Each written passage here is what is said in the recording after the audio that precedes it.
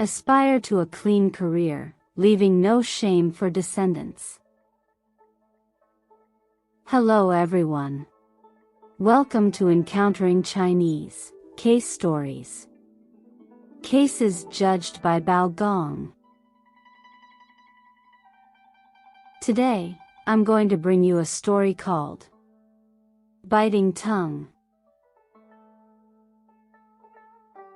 In the county of Cifu, Yanzhou Prefecture, Shandong Province, there was a man named Lu Yuran, who had a son named Rufang. Rufang began studying at the age of 10 and showed outstanding academic performance, displaying remarkable intelligence.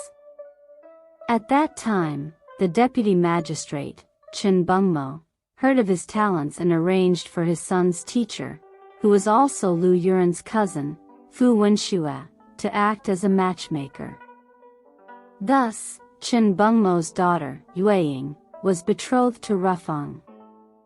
After discussions between the two families, the marriage was formalized according to the 6 traditional wedding rituals. A few years later, Lu Yuran earnestly arranged the wedding date with his cousin, Fu Wenxue, and Chen Bungmo prepared the dowry to send his daughter off for marriage.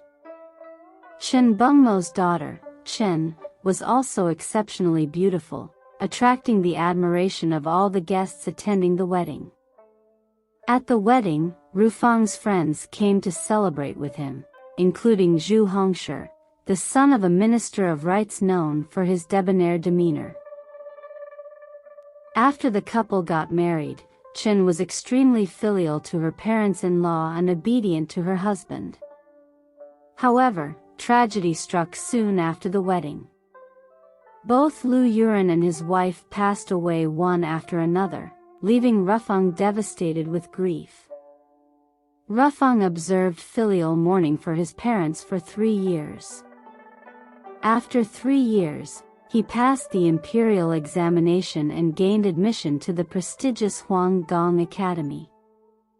He also successfully passed the autumn examination. Meanwhile, Chen gave birth to a son.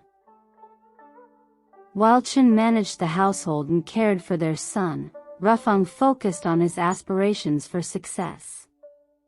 Eventually, he decided to leave his wife and travel to the capital to participate in the examinations. However, Rufang was captured by Japanese pirates on the way. Only one servant, Ching-ar, managed to escape and return home to inform Chen of the tragic incident. Chen was overwhelmed with grief upon hearing the news, and it was only with the consolation from her father and brothers that she was able to overcome her sorrow. One day, Chen Bungmo said to his daughter, "I need to hurry to take up my post, and I'm worried about leaving you alone at home. Why don't you bring your son with me, your old father, to go together?" Chen replied, "Father, I shouldn't defy your words, but your son-in-law has not returned yet. He is still with the Japanese pirates, and his fate is unknown. At home, my son is the only descendant of the Lu family. If he encounters danger on the road again, the Lu family will come to an end. Moreover, if I leave, there will be no one to manage the household affairs. I simply cannot leave." Chen Bungmo said, "You make sense, but I must leave with your mother. Luckily, your 2 sisters-in-law are at home. You can visit your brothers' homes frequently. Don't stay at home all the time and risk falling ill." After Chen Bungmo left, Chen entrusted the household affairs to the servant Cheng-ar and his wife, while she retained only a 7-year-old maid named Xiugue by her side. From then on, Chen never went out, and the atmosphere both inside and outside the house became solemn and dignified. However, Ching-ar's wife Chuanxiang was secretly meeting with the neighbor Zhang Maoqi. Zhang Maoqi said to Chuanxiang. Your mistress is still so young. You can help me matchmake with her. Chuanxiang replied. My mistress is upright and would never do such a thing. Besides, she rarely appears in the living room. It's simply impossible. Zhang Maoqi joked. Are you afraid that if I become close to her, I'll ignore you? That's why you're unwilling, right? Chuanxiang responded. It's hard to say about such matters. From then on, they set aside this matter and never mentioned it again. Now, let's talk about Zhu Hongshi, the son of the Minister of Rites. He fell in love with Chen after seeing her at the wedding banquet, but he could never find a suitable opportunity to approach her. Upon hearing about Rufang being captured by the Japanese pirates, he stayed at an inn near the Lu's residence. He inquired about Chen's whereabouts every day, and those unaware believed he genuinely worried about Rufang's family. One day, someone told him, the Lu family has always been virtuous and should have been blessed, but who would have thought they'd come to this? And their wife, Madame Chen, has always been virtuous. She takes the maid with her when she goes out, and she entrusts all household affairs to Cheng Er and his wife. Cheng Er is also a very honest person. It's really admirable. Upon hearing this, Zhu Hongshi suspected that Cheng Er's wife must have some issues. So, he tentatively asked the person. I heard that Cheng Er's wife has an affair with someone else. Won't this affect Madame Chen's virtue? The person replied. Young master, how did you know? There is indeed a person nearby named Zhang Maoqi, particularly charming. He often secretly meets with Cheng Er's wife. Since their houses are adjacent, whenever Cheng Er is not at home, Cheng Er's wife goes to Zhang Maoqi's house to spend the night, or Zhang Maoqi comes to Cheng Er's house. That's how it is. Upon hearing this, Zhu Hongshi secretly thought. When I came to Rufang's house to celebrate their wedding, I remember there was a secret door leading to the inner room. If one day Cheng Er is not at home, I can quietly sneak in and hide in the room. At night, I can forcefully possess Madame Chen. How wonderful it would be! He secretly made up his mind. The next evening, Zhu Hongshi learned that Cheng Er had gone out, so he quietly entered the house through the back door and hid. At this moment, Madame Chen called Qiugue to take care of the child in the living room, then she entered the room, closed the door, and began to undress to take a bath. Suddenly, she remembered that the door to the inner room was not closed, so she walked in bare and closed the door behind her to continue bathing. At this moment, Zhu Hongshi saw her snow-white body and could no longer contain himself. After finishing her bath, Madame Chen walked into the inner room. Suddenly, she was tightly hugged, and her mouth was covered tightly by Zhu Hongshi. Afraid that she would scream, he thrust his tongue into her mouth to silence her. Faced with this situation, Madame Chen was frightened and panicked, feeling hopeless, thinking that she was about to be defiled and it was better to bite off the other party's tongue, as it would not be too late to die. With this in mind, she fiercely bit down on Zhu Hongshi's tongue. Zhu Hongshi couldn't retract his tongue, so he used his hand to choke Madame Chen's throat, resulting in her being strangled to death. Subsequently, Zhu Hongshi quietly departed, without anyone knowing he had been there. After a while, Chen's son began to cry. Qiugue called out for Chen, but there was no response. Qiugue tried to push open Chen's door but couldn't. She then called for Cheng Er's wife, Chuanxiang. Together, they entered the inner room with a lamp, finding the outer door tightly closed, so they had to enter through the middle. Inside, they discovered Chen dead, her mouth and throat covered in blood, her body naked. Shocked, they screamed loudly, prompting neighbors to rush over, but no one knew what had happened. Two neighbors, Wu Shixi and Wu Zhaoxing, analyzed the situation, saying, "Chen is usually upright, she must have been raped." Trying to scream, she was choked to death. I think this has nothing to do with others.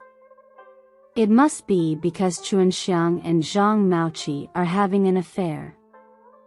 They conspired to rape and kill Chen. So they locked up Chuanxiang and sent Chen's son to her family for care. The next day, when Cheng Er returned home, he found that there had been a dramatic change in his household. He questioned the neighbors about what had happened, and they told him about his wife Chuanxiang's affair with someone else. Cheng Er immediately wrote a complaint and reported the matter to the local county official. The complaint stated, "Allegation of rape and murder. Zhang Maoqi is a heinous villain who lusted after my wife Chuanxiang's beauty. During my absence, he secretly met with her without any restraint. This month, Zhang Maoqi sneaked into the Lu family's residence intending to assault my mistress by force. When she resisted and cried out, he strangled her to death. My wife Chuanxiang screamed in terror at night, and the neighbors can testify to it. My mistress was found dead in bed, her mouth filled with congealed blood, her body naked, in a pitiful state. I condemn Zhang Maoqi for his adultery with a married woman and for murdering my mistress. Adultery is a minor offense, but murder is a grave one. I earnestly request that the law administer a fair judgment and punish the evildoer for seeking justice for my mistress." After receiving the complaint, the magistrate immediately initiated an investigation. He personally went to the scene and found marks of strangulation on the victim Chen's neck, as well as blood traces in her mouth. Subsequently, he ordered the bailiffs to place the body in a coffin and brought Chuanxiang, Zhang Maoqi, and others to the county office for interrogation. The magistrate first questioned Cheng Er, "Your mistress was raped and killed, and your wife conspired with Zhang Maoqi. Were you unaware of this?" Cheng Er replied, "I was harvesting crops at the farm a few days ago, and only learned of these events upon my return yesterday. I found out about my wife's affair with Zhang Maoqi and the rape and murder of my mistress from the neighbors, and immediately reported it to you. Prior to this, I had no knowledge of it. I suggest you question my wife, and it will become clear." The magistrate then questioned Cheng Er's wife, Chuanxiang. "Did you conspire with Zhang Maoqi to rape and kill your mistress? Tell the truth." Chuanxiang replied, "It is true that Zhang Maoqi and I had a secret rendezvous, but we did not conspire to rape and murder my mistress." The magistrate asked, "Then why was your mistress killed?" Chuanxiang replied, "I don't know." The magistrate subjected Chuanxiang to torture, and she couldn't bear the pain, saying, "I truly did not conspire with Zhang Maoqi to commit murder. I simply heard Zhang Maoqi mention that he found my mistress young and beautiful and hoped I could help them get together. I told him then that my mistress is upright and would never have a secret meeting with him. Now it seems clear that Zhang Maoqi acted on his own. The magistrate then summoned Zhang Maoqi and asked, "You should confess honestly to avoid punishment." However, Zhang Maoqi said, "I did not kill Chen." The magistrate asked, "Did you ever ask Chuanxiang to facilitate a meeting between you and Chen?" Coincidentally, neighbors Wu Shixi and Wu Zhaoxing were present, and they said, "Your Honor, you see, since his affair with Chuanxiang is a fact, what else could he not do?" Zhang Maoqi said, "You are trying to sow discord." "Your Honor, I believe these two neighbors are the ones who raped and killed Chen, and then framed me and Chuanxiang." Subsequently, the magistrate interrogated Wu Shixi and Wu Zhaoxing, but they each persisted in their defense.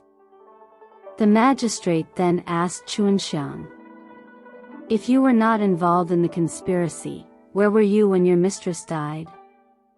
Chuanxiang replied, "I was managing the workers in the kitchen at the time, and I only heard maid Chugui report that the young master was crying there, shouting for the mistress several times without a response, and the door couldn't be opened. I went in with a lamp and found Chen already dead. I immediately called the neighbors and was then locked up by Wu Shixi and Wu Zhaoxing. I believe they raped Chen and deliberately framed me." With no clear lead, the magistrate had no choice but to order Wu Shixi and Wu Zhaoxing to be detained and scheduled another hearing for the next day. The next day, the magistrate summoned Chugui to the back hall, attempting to coax her into revealing the truth with kind words. However, Chugui said, "I also don't know how the mistress died.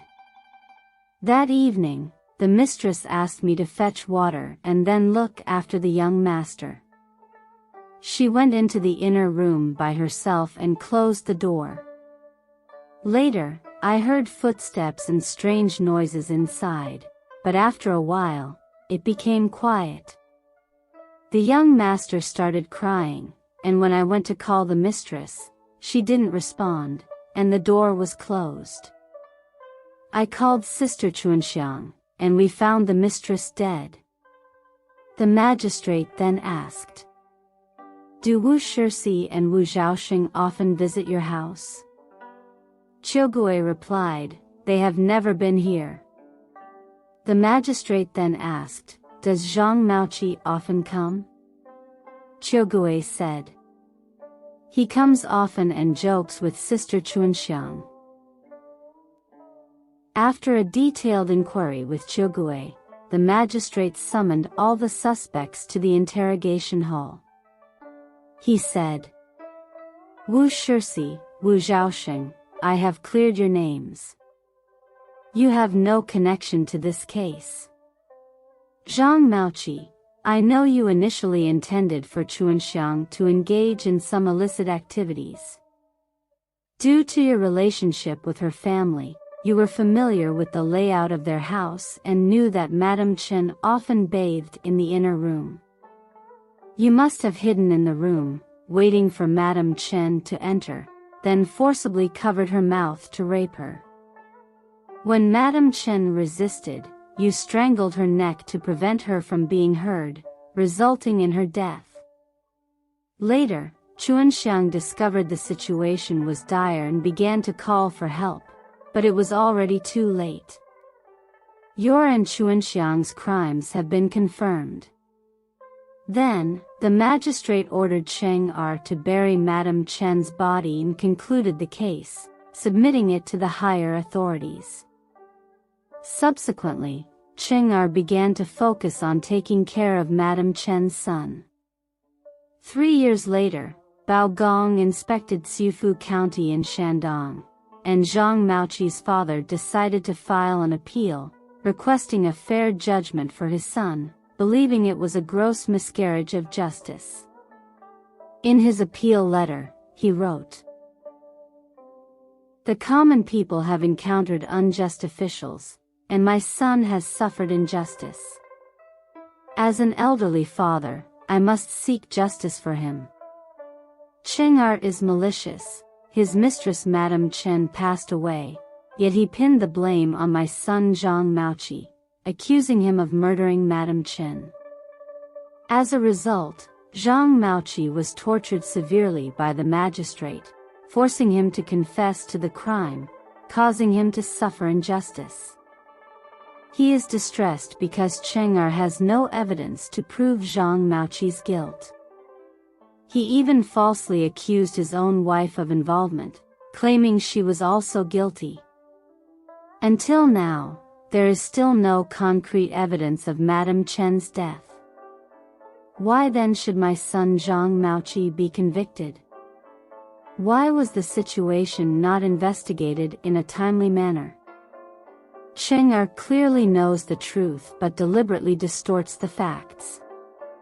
Such behavior is despicable, and the law should not be so easily distorted. I sincerely request fairness and hope that the entire case receives a just verdict. After receiving the complaint, Gong prepared to handle the case. The next evening, while reviewing various criminal cases, including the rape and murder case, he suddenly felt extremely tired and dozed off. In his dream, he saw a woman seemingly lamenting injustice. Gong asked, "Do you have grievances? Speak freely." But the woman remained silent, with blood trickling from the corner of her mouth, as if holding something inside. Gong woke up feeling perplexed, suspecting that there was indeed another injustice in the case of Chen, and he should conduct further investigation. The next day, Gong reviewed the cases handled by the county magistrate, paying special attention to Chen's murder case. He summoned Zhang Maoqi and Chuanxiang to the court for questioning. Gong asked Zhang Maoqi, "I have reviewed the testimony of the maid, Qiugue, who stated that no one else frequented the house, yet you were familiar with them. Initially, you arranged for Chuanxiang to help you matchmake with Chen. What further grievances do you have to plead?" Zhang Maoqi replied, "I truly did not kill Chen, but when the county magistrate initially implicated me, I found it hard to distinguish the truth.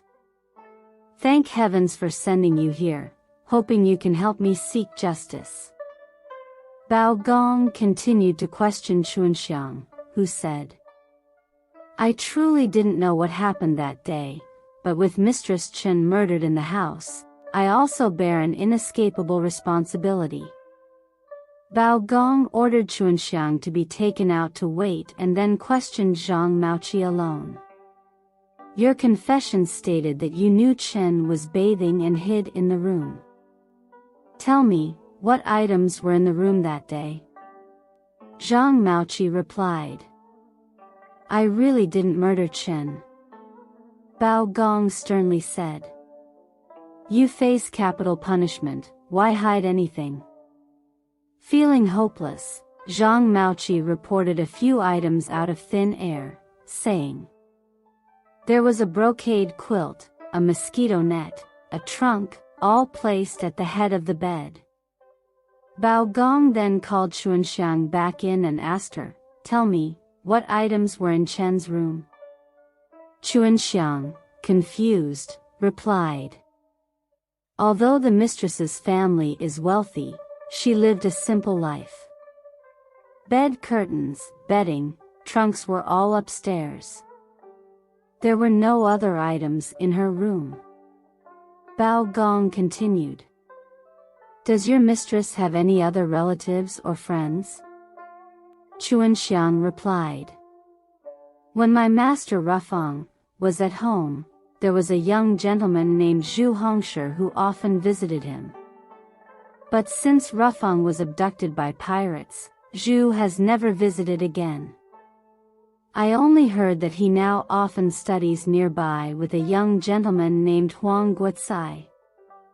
Bao Gong remained silent and ordered Zhang Maoqi and Chuanxiang to be detained again. The next day, Bao Gong reviewed the essays of the local students and judged Zhu Hongshi's essay as the first place, while Huang Guozai's essay was judged as the second place. That night, Bao Gong dreamed again of the woman with blood in her mouth, seeming to have something strange inside, looking at him with resentment. Another day passed. Zhu Hongshi learned that his article was ranked first and specifically came to thank Bao Gong. Bao Gong said, "It seems you are very good at writing." But Zhu Hongshi's response was vague, as if his tongue was not under control. Bao Gong did not inquire further and let him leave. Shortly after, Huang Guozai and several other students also came to express their gratitude. Bao Gong said to Huang Guozai and his companions, "You all are also very good at writing." The group replied, "We still have to continue working hard." Then Bao Gong asked, "I see that Zhu Hongshi's appearance is outstanding, and his article is well written, but he seems to have some difficulty speaking. Is he naturally like this, or did he develop some illness later in life?" Huang Guozai replied, "My friend and I have been studying together at Chongfeng Academy for 4 years, but 3 years ago, on the evening of June 8th, he suddenly lost the tip of his tongue, so he has trouble speaking." After that, Bao Gong exchanged a few words with them, and they took their leave. Bao Gong thought carefully, recalling that the murder of Chen happened exactly 3 years ago on June 8th. Furthermore, the case file also described in detail that Chen had blood in her mouth, and upon examination, there was something strange in her mouth. Similarly, on the same day, Zhu Hongshi lost the tip of his tongue. The timing and circumstances matched, leaving no doubt that Zhu Hongshi was the murderer. Immediately, Bao Gong dispatched officers to arrest Zhu Hongshi. Under severe interrogation, Zhu Hongshi confessed without hesitation. So Bao Gong announced the verdict. After careful examination, Zhu Hongshi, born into a noble family, has committed a grave crime. Years ago, he was in a good relationship with Rufeng at that time. Due to celebrating Rufen's wedding, he met Chen and harbored evil intentions.